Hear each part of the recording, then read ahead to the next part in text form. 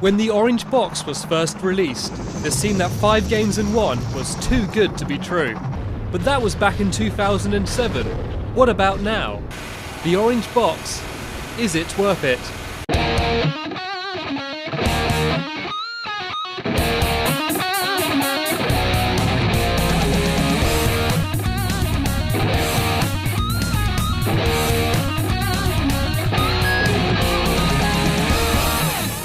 The biggest portion of the Orange Box package is Half-Life 2. The disc contains Half-Life 2 in full, as well as both of its 2 expansion packs, Episode 1 and Episode 2. And these 3 games contain some of the most incredible moments that you're ever likely to experience while sitting in front of a screen.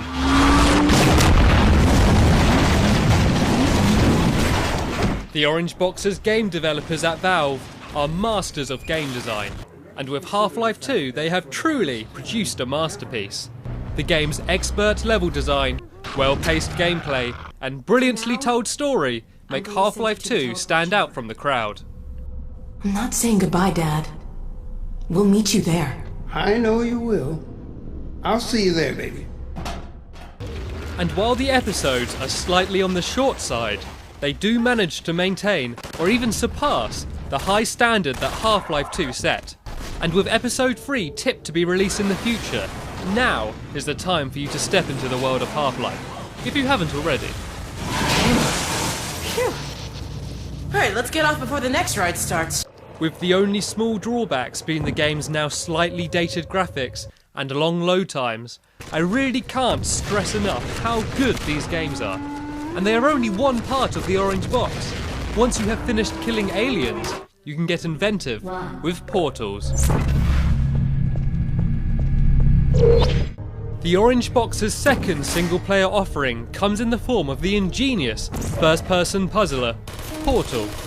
Portal is set within the Half-Life universe and sees the player solving a variety of physics-based puzzles in a series of test chambers.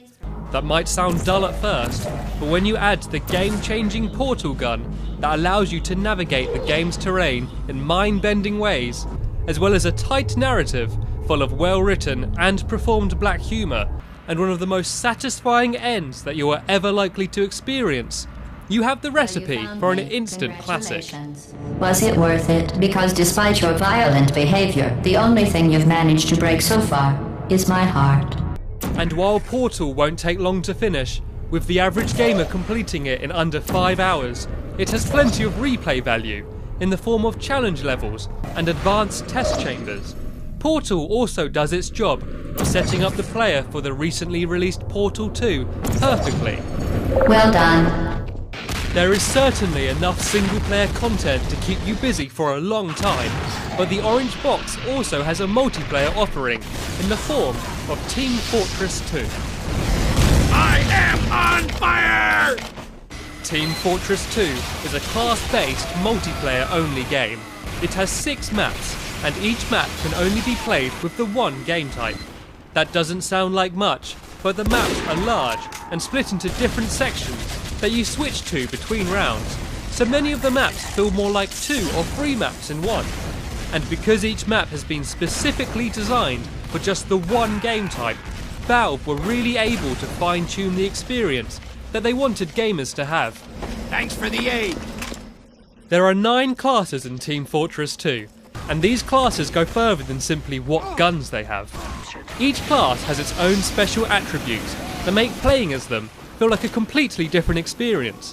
From the high-speed running of the Scout, the walking tank of the Heavy, or the equipment management of the Engineer, you are almost definitely going to find a class that suits your playstyle, although the real fun comes in switching between them on the fly.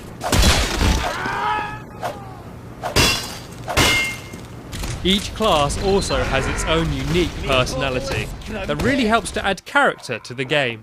They will shout out one-liners and catchphrases throughout the game, do unique taunts to humiliate your victims, and have their own mini-movies in the form of the game's hilarious Meet the trailers. Not a crazed gunman, Dad. I'm an assassin. What the difference being one has a job and the other's mental sickness? These fun and balanced classes, in combination with the game's varied and expertly constructed maps, means that Team Fortress 2 offers some of the most exciting and unique online experiences available. But this isn't always the case. I'm afraid to say that while Valve are usually renowned for their brilliant community support, if you play Team Fortress 2 on a console, you may feel somewhat neglected. While Valve brag that Team Fortress 2 on PC has had over 119 updates that have effectively doubled the size of the game since release, the console versions have remained almost completely untouched.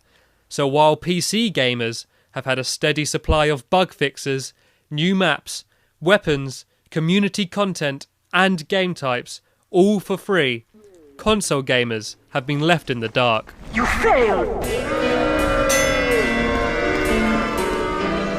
On consoles, the game is full of always annoying and often game-breaking glitches that can sometimes make the game unplayable. From people placing gun turrets through walls or getting to locations they shouldn't, these glitches and exploits really ruin an otherwise excellent game. Hacked lobbies are also commonplace online. I have spent up to a quarter of an hour trying to find a game without everyone running around at super fast speeds, low gravity, or any other combination of bizarre hacks. So if you have the choice of getting Team Fortress 2 on PC, then that's the option to take.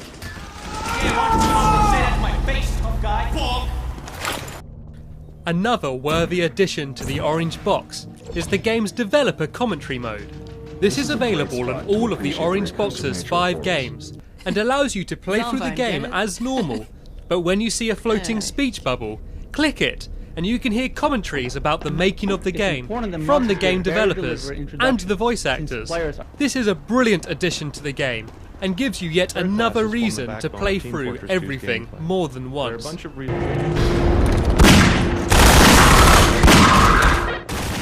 The Orange Box is certainly overflowing with content, but is it worth the price? It most certainly is. If you have any interest in first-person shooters and the Orange Box isn't part of your games collection, then get it. The game's multiple single-player offerings are more than enough to earn the relatively small amount of money that you'll be able to pick the game up for second-hand.